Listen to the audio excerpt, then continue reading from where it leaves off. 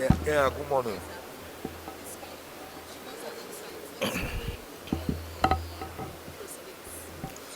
Yeah, today's proceedings um, border essentially on the main appeal, which we believe was ripe for hearing. When this case came up on the 27th of April, Thursday, 27th of April, the Supreme Court ordered the federal government to file their brief of argument as appellant within 6 days.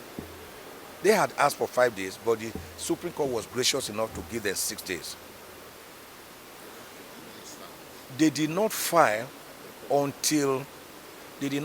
that brief until Tuesday. Even when they filed it on Tuesday, I discovered that the brief was 53 pages, more than the threshold of the 40 pages allowed by the Supreme Court. I'm not the kind of lawyer to embarrass opponents. So I told the Supreme Court, I told Ghazali SCM from the Federal Ministry of Justice and his junior, I called them and then also wrote to them that the practice and convention at the Supreme Court is that a brief should not exceed 40 pages. So they had to file another one on Wednesday, which they served us late on Thursday. We had only the weekend to prepare our own respondents brief, which we duly filed on Tuesday in the morning and served them. So from all intents and purposes, the appeal was ripe for hearing. But today, the federal government came and said they wanted to file a reply brief. I told their counsel, you can even, these points of law you are showing me which you want to file formally, you can stand up and say them orally, verbally, and we will not oppose. In any event, you are saying we raised a preliminary objection in our brief. It was raised in our brief, not as a separate document. But I believe that their own intention was to stall the proceedings, because he said he had the instruction of the Attorney General that he must reply to it. I said, no one is saying you should not reply. But it doesn't have to be in a written form. You can reply orally. We have all done it now and again by replying orally, verbally. He will not do that. So the Supreme Court said, in order not to show them out, they will give them a short time to file the reply within 2 days. Then I begged the Supreme Court, I pleaded with the Supreme Court to give us the shortest possible date, even this month or early next month. But they looked at their calendar and their docket that is pitiably full. It's so unfortunate this is the busiest Supreme Court in the world, because all manners of cases come here. And politicians will fight themselves dirty, and they will all end up here. And even the smallest case about stealing a piece of fish or disagreeing over disagreement between a husband and a wife will end up at the Supreme Court. That is why I've crusaded again and again over the years that we should have hierarchy of courts within states, so that each state of the federation should have its own hierarchy of courts, from magistrate or customary court to high court to court of appeal to Supreme Court. This is how it happens in the United States of America, from where we borrow our presidentialism.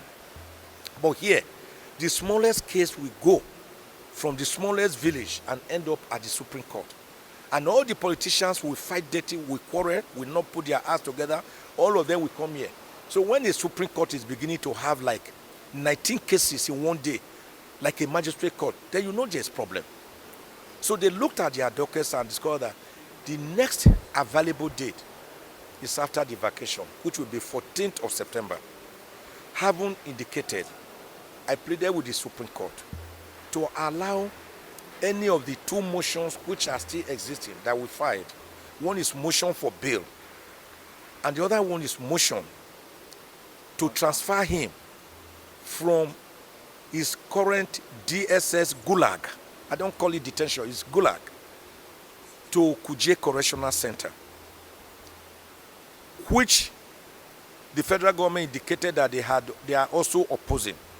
I made it clear to the Supreme Court that my fear is that I do not want Nnamdi Kanu to die in detention. I gave the example of Audu Abubakar, former governor of Kogi State. He was my client. And I continue to warn the prosecution that time to hurry up and carry out this trial. Because if this man dies, then there will be no person to try. And when he eventually died, the first time we go to court, I asked them, can you now go and try a dead person in the grave? You cannot. So, our criminal justice system says, come and stand trial. What does it connote? Come and stand trial means you should be well and heavy enough to stand a trial. It didn't say come and sit down trial, or come and lie down trial, or come and prostrate trial, or come and kneel down trial. It says come and stand trial. So you should be heavy enough to stand. That is what it connotes.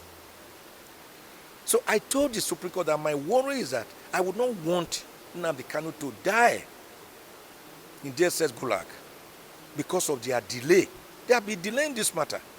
This trial started since December 2015. They went from 4 counts to 7 counts to 50 counts. Amendment. They did in all 7 amendments. If you were sure a person had committed a crime, why were you engaging in 7 amendments? And of course, the last 15 counts, I went after their jugular. The Federal High Court struck out 8 of the 15 counts based on a preliminary objection. We took the remaining 7 counts to the Court of Appeal. The Court of Appeal, on the 10th of October, 2022, struck out the remaining 7 counts and further ordered that Nnamdi Kanu was discharged and that he should never again be detained and he should never again be tried on those offenses for which he was standing trial before his brutal, excruciating, torturous, extraordinary rendition from Kenya on the 27th of June 2021, after he was literally kidnapped and captured on the 19th of June, when he went to Kenya voluntarily as a British citizen and was kept in a decrepit, non-government place for about 8 days before they flew him back to Nigeria. Based on that, the Court of Appeal held that even in arresting a person within Nigeria, you still have to go through the provisions of ACJA, like Section 8, which say you must treat a suspect or a defendant with humanity. You must not subject him to degrading and inhuman treatment. Section 113 of the ACJA is there.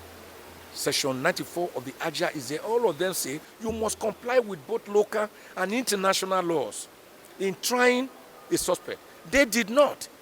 They did not subject themselves to extradition proceedings as provided for by the Extradition Act, laws of the Federation of Nigeria 2004. And there is also the doctrine of specialty, that you can only try a person, even if they had engaged in lawful extradition proceedings, which they did not do. You can only try a person for the offense he was standing. I mean, you cannot try a person for the offense he was standing trial before its extradition, extrajudicial or extraordinary rendition. It has to be a new offense for which you are extraditing the person. But they didn't do all this. So the Court of Appeal saw through the federal government's facade and masquerade and tore it to shreds and discharged Nnamdi Kanu, ordered that he be not detained, and ordered that henceforth he should never be tried. But the federal government surprisingly went to the same Court of Appeal, but another panel this time, to ask for a stay of execution. I have told Buhari, President Buhari, when I delivered the when I delivered the Ozekhome Umuna lecture at Enugu, penultimate Friday, which was on the 28th of April, I begged and pleaded with President Buhari on bended knees that he should release Nnamdi Kanu immediately, because it's not a threat to national security. And I'm now again praying President Buhari on my bended knees once more to release Nnamdi Kanu today. People will clap for him. Even though he has not achieved much in his 8 years of a disastrous outing as president, at least history will remember him that he did one good thing, releasing Nnamdi Kanu, showing that the Igbos are not a dot in the Nigerian circle. That of the 374 ethnic groups in Nigeria that speak over 350 languages, according to Professor Onigu Otite, in his demographic survey of Nigeria, that the Igbos actually constitute the cementing, the binding wire, the cementing force, the erudite that holds the other tribes together. Because in any part of Nigeria, when you go to a community after the indigenes, the next most populated community are the Igbos. So the Igbos, I believe more in Nigeria than any other tribe, any other ethnic group in Nigeria. So what Buhari should do is to release this man. Sure. And then history will remember him for that. If for any reason he does not release him, the next president to even begin to rule at all, to govern a people at all with peace and tranquility, with mutual respect and egalitarianism, with social justice, is first national broadcast.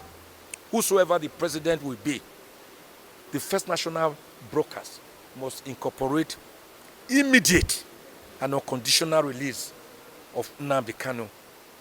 Although there are still election petitions against Tinubu, Shiwaju Bola Tinubu, but the constitutional provision is that a president, Buhari's term lapses on 29th of May, 2023. That means a president, somebody has to be sworn in. I'm a constitutional lawyer. I know that that's a constitutional provision. So even if the person sworn in is a lame duck president, groggy, dawdly, wobbly, fumbly, I pray, not crumbly, at least we will say he's president of Nigeria. The first maiden broadcast that he must have, he must incorporate the immediate and unconditional release of Nnamdi Kanu. And somehow that will give him some traction. And Nigerians will clap for him, saying, oh, you have started on a good note. And that will make him generate some sympathy, if not empathy, from a large spectrum of the nation, particularly the Igbo race, the Alaigbo. It will generate some sympathy. So that is my advice. It's unsolicited advice. Nobody has paid me for it as a lawyer. But I believe that this advice will help whichever government is going to come into power on the 29th of May, 2023. Yes, thank you. The federal government was staying execution of his own citizens' liberty, where America will go out of its way to another country to go and take out from that country a wrongfully detained person. The federal government of Nigeria stayed the execution of the liberty of its own citizens. And they have been delaying this matter. They filed an appeal since 18th of October 2022. They will file some papers, they will not serve us. We will discover them by ourselves. We had to file a series of motions for accelerated hearing. That was what led to all these motions for bail and motion to transfer him, which again, unfortunately, the Supreme Court could not take today. They are of the opinion that Nnamdi Kanu will not die by the grace of God. And they even prayed with me that he will not die. They are of the opinion that it is better to go for the main appeal once and for all than through this motion for bail or motion to transfer him from DSS Gulag to Kuje Correctional Center. So, by the grace of God, let me say this and say this very clearly. The federal government can run, but it cannot hide. It can run, no, but it can never hide. The reason is that you cannot cover the sun with your palm. You can't cover the sun with your palm. And no one can hide behind a finger. Because the federal government has brought in a maggots-infested piece of firewood into his home. It has asked for visitation by a colony of lizards. So, why are they running from hearing the matter? But I can assure you that before you know what is happening, September 14 is here, it's around the corner. And this man, by God's grace, God, as usual, will do what he knows best. Do justice to all manners of people. God will ensure that Nnamdi Kanu is discharged, acquitted, and released from the jackbootism of the federal government, because he has not committed any crime, and the two lower courts have said he did not commit any crime. And this is what you call concurrent judgment. It is difficult, near impossible,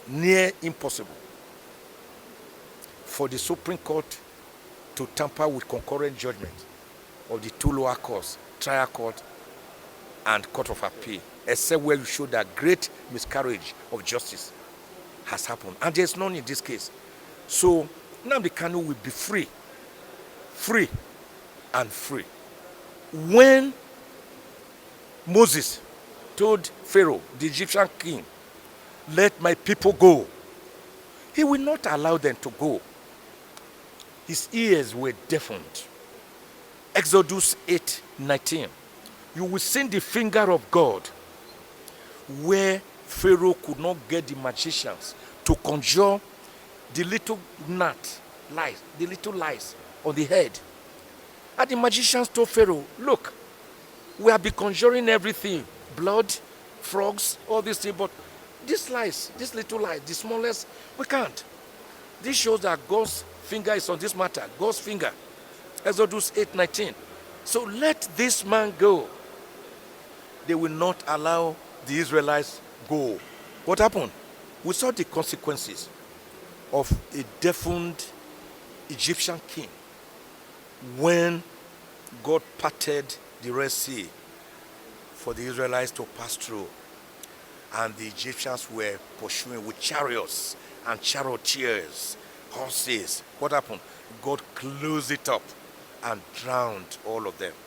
I pray that the federal government should not, because of one citizen, one innocent citizen, whose organization, IPOB, founded in 2012, was a whistle-blowing, beret-wearing, marching on the street organization, never violent group, to bring a bigger problem for them internationally.